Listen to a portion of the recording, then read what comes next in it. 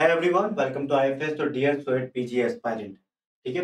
आज मैं बताने वाला हूँ number of seats in DU, यानी कि दिल्ली यूनिवर्सिटी में स्वेट पीजी यानी कि common university entrance test for post graduation वाले जितने भी हमारे एस्पायरेंट हैं उनके लिए कितनी सीट्स अवेलेबल है। राइट, तो देखते हैं कि करके डीयू की ऑफिशियल वेबसाइट यानी कि उनके इंफॉर्मेशन बुलेटिन से ही। तो चलिए मैं आपको लेकर चलता हूँ डीयू के इंफॉर्मेशन बुलेटिन पर। ठीक है, तो चलिए यहाँ पर आपको सिंपली गूगल पर मैं ये भी बता देता हूँ कैसे चेक करना है आपको। सिंपली गूगल पर डीयू एडमिशन या फिर दिल्ली यूनिवर्सिटी टाइप करोगे तो आपको पीजी एडमिशन करके जो आएगा वहां पर जाना है। वहां पर क्लिक करने के बाद आपको कुछ इस तरीके से डीयू की ऑफिशियल वेबसाइट ओपन होगी। ऑफिशियल वेबसाइट ओपन होने के बाद यहाँ पर आप दिल्ली यूनिवर्सिटी का हम देखते हैं इंफॉर्मेशन बुलेटिन। और जब आप यहाँ पर जाते हो तो जैसे कि आपको स्क्रॉल डाउन करना है, ये 2024 के एकेडमिक सेशन 2024 और 25 की है, यूनिवर्सिटी ऑफ दिल्ली की तरफ से ऑफिशियल इंफॉर्मेशन बुलेटिन है उनकी। ठीक है, आप देख पा रहे होंगे। और उसके बाद आपको स्क्रॉल डाउन करना है सिंपली यहाँ पर। अब हम देखते हैं सबसे पहले कि यूनिवर्सिटीज के अंदर जो दिल्ली यूनिवर्सिटी है उसके कई सारे कैंपसेस भी हैं। तो दिल्ली यूनिवर्सिटी के अंदर है ना कितने नंबर ऑफ सीट्स अवेलेबल है और वो कौन कौन सी कोर्स करवाती है। ठीक है, राइट। तो साइंसेस के साथ रिलेटेड सब्जेक्ट के हमारे पास कौन कौन से कोर्स हैं, सिंपली आपको स्क्रॉल डाउन करना है। और आप देख पा रहे होंगे यहाँ पर फैकल्टी ऑफ साइंसेस। ठीक है, फैकल्टी ऑफ साइंसेस में आप देखिए यहाँ पर बॉटनी का होता है, एमएससी इन बॉटनी यूनिवर्सिटी करवाती है। और हम बात करें एमएससी इन जूलॉजी, ये भी दिल्ली यूनिवर्सिटी करवाती है। नंबर ऑफ सीट्स मैं आप बता रहा हूँ, लास्ट तक मेरे साथ ये वीडियो के साथ बने रहिए क्योंकि ये बहुत इंपॉर्टेंट है, आपको समझ नहीं आएगा। तो देखिए यहाँ पर अप्लाइड साइंस में बायोकेमिस्ट्री के साथ करवाती है, MSc in biochemistry Delhi university में होता है। MSc in genetics Delhi university में होता है। MSc in microbiology Delhi university में होता है। और वही बात करें MSc in plant molecular biology and biotechnology, कहाँ पर दिल्ली यूनिवर्सिटी में होता है।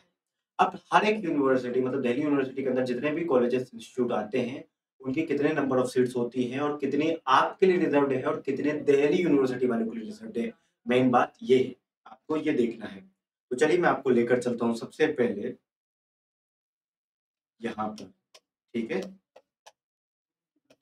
अब सबसे पहले हम देखते हैं जो हमारे पास बॉटनी के एस्पायरेंट है। हम एमएससी बॉटनी का देखेंगे, जूलॉजी का देखेंगे, एमएससी जेनेटिक्स का देखेंगे और एमएससी बायोकेमिस्ट्री और एमएससी माइक्रोबायोलॉजी वाले एस्पायरेंट सभी के लिए देखेंगे, राइट।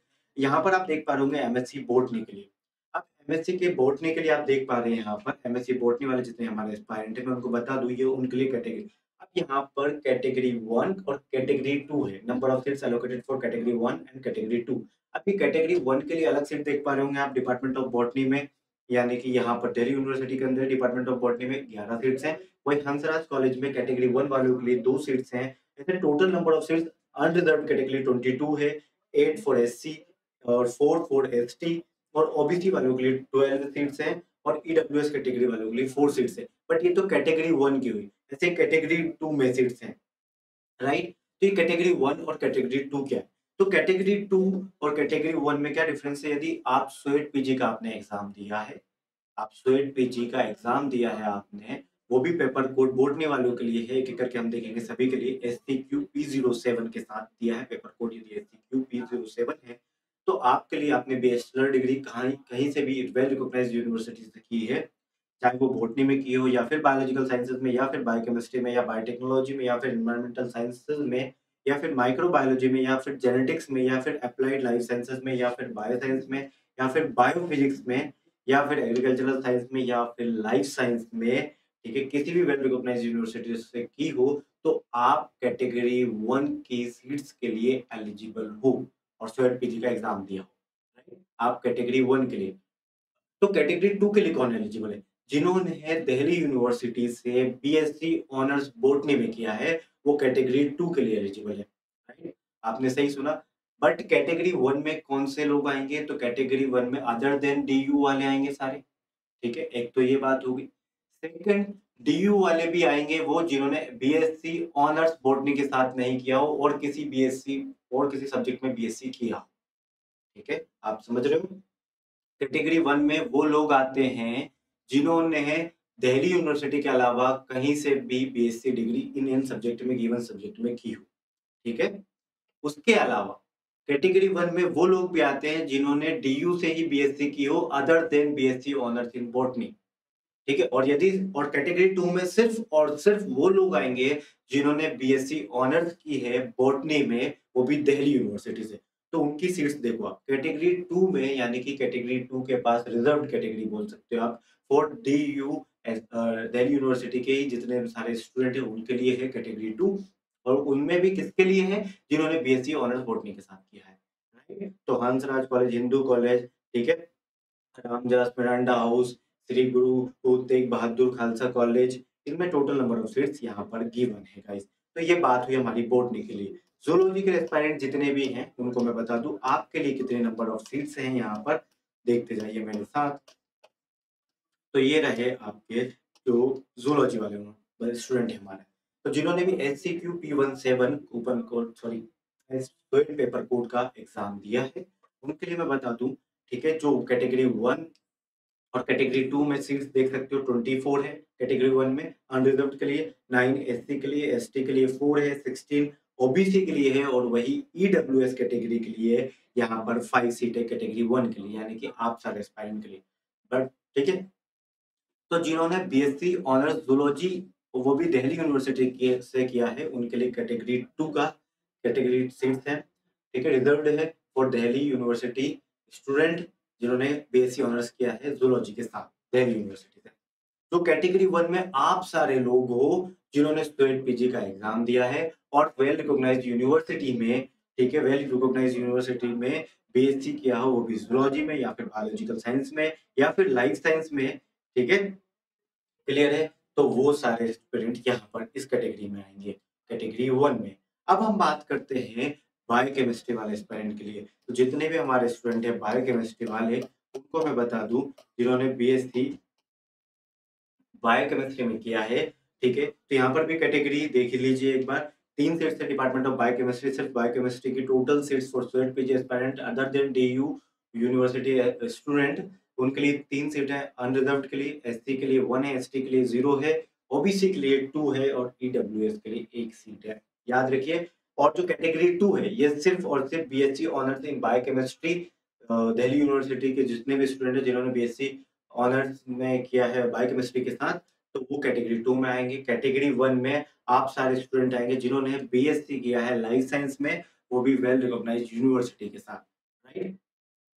तो ये बात है यहाँ पर, ठीक है? और बाकी के हमारे जो एस्पायरेंट मैं अगला मैं बताना चाहूँगा एमएससी इन जेनेटिक्स में यदि आप करना चाहते हैं, तो यहाँ पर दिल्ली यूनिवर्सिटी के लिए कोई कैटेगरी नहीं है, सिर्फ कैटेगरी 1 ही यहाँ पर अवेलेबल है आप सभी के लिए। तो टोटल अनरिजर्व्ड सीट 6 हैं, एससी के लिए 2 है, एसटी के लिए 1 है, ओबीसी के लिए 4 है और ईडब्ल्यूएस के लिए 2 है। ध्यान रखिएगा और आप कब एलिजिबल हैं? यदि आपने एमएससी इन जेनेटिक्स करने के लिए कब बैचलर डिग्री आपने लाइफ साइंस में की हो या फिर बायोलॉजी में की हो या फिर फिजिकल साइंसेस में की हो या फिर केमिकल साइंसेस में की हो या फिर मेडिकल साइंसेस में की हो या फिर बीएससी इन फार्माकोलॉजी से की हो, किसी भी वेल रिकॉग्नाइज्ड यूनिवर्सिटी से और आपने एचसीक्यू P17 पेपर कोड दिया है, तो आप एलिजिबल हो, राइट? अब आप बताते हैं माइक्रोबायोलॉजी वाले एस्पिरेंट जितने भी हैं, उनके लिए। तो माइक्रोबायोलॉजी वाले एस्पिरेंट हैं जो MSc in microbiology Delhi university से करना चाहते हैं, तो उनके लिए कैटेगरी 1 में टोटल नंबर ऑफ सीट्स 4 है, अनरिजर्व्ड के लिए 1 है, एससी के लिए, एसटी के लिए भी 1 है, ओबीसी के लिए 2 है और ईडब्ल्यूएस के लिए कोई सीट्स अवेलेबल नहीं है ना? ध्यान रखिए सिर्फ department of microbiology Delhi university का डिपार्टमेंट वही ऑफर करता है यहाँ पर। वही कैटेगरी 2 के लिए यानी कि जो जिन्होंने बीएससी ऑनर्स इन माइक्रोबायोलॉजी किया है दिल्ली यूनिवर्सिटी से ही, उनके लिए वो कैटेगरी 2 के लिए एलिजिबल है और जिन्होंने दिल्ली यूनिवर्सिटी से नहीं किया है और जिन्होंने BSc honours in microbiology Delhi university से नहीं किया है, वो सब कैटेगरी 1 के लिए एलिजिबल हैं। राइट?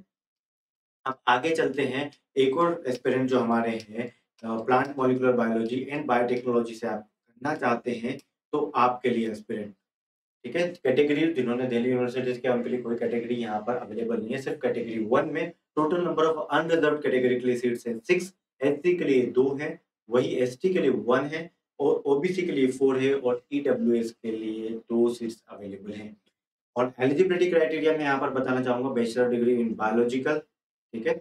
जिसने बीएससी बैचलर डिग्री कहाँ से की हो? बायोलॉजिकल, ठीक है? साइंसेस में की हो या फिर केमिकल में की हो या फिर फिजिकल साइंसेस में की हो, आप सभी एलिजिबल हो। और जिन्होंने पेपर कोड स्वेट पीजी का SCQ P17 दिया है गाइस। तो ये सारे कोर्सेज के लिए मैं आपको बता चुका हूँ। तो हमने इस वीडियो में जाना है कि दिल्ली यूनिवर्सिटी वाले जितने भी एस्पिरेंट हैं, ठीक है? दिल्ली मतलब हमारे स्वेट पीजी के एस्पिरेंट हैं जो दिल्ली यूनिवर्सिटी में एडमिशन लेना चाहते हैं, नंबर ऑफ सीट्स कितनी है, उनका एलिजिबिलिटी क्राइटेरिया कितना क्या-क्या है, वो हमने देखा है। ठीक है? तो कौन किस-किस के लिए देखा है, ज़ूलॉजी के लिए देखा है, बॉटनी के लिए देखा है, माइक्रोबायोलॉजी के लिए देखा है, जेनेटिक्स के लिए देखा है, बायोकेमिस्ट्री के लिए देखा है और plant molecular biology and biotechnology के लिए हमने देखा है।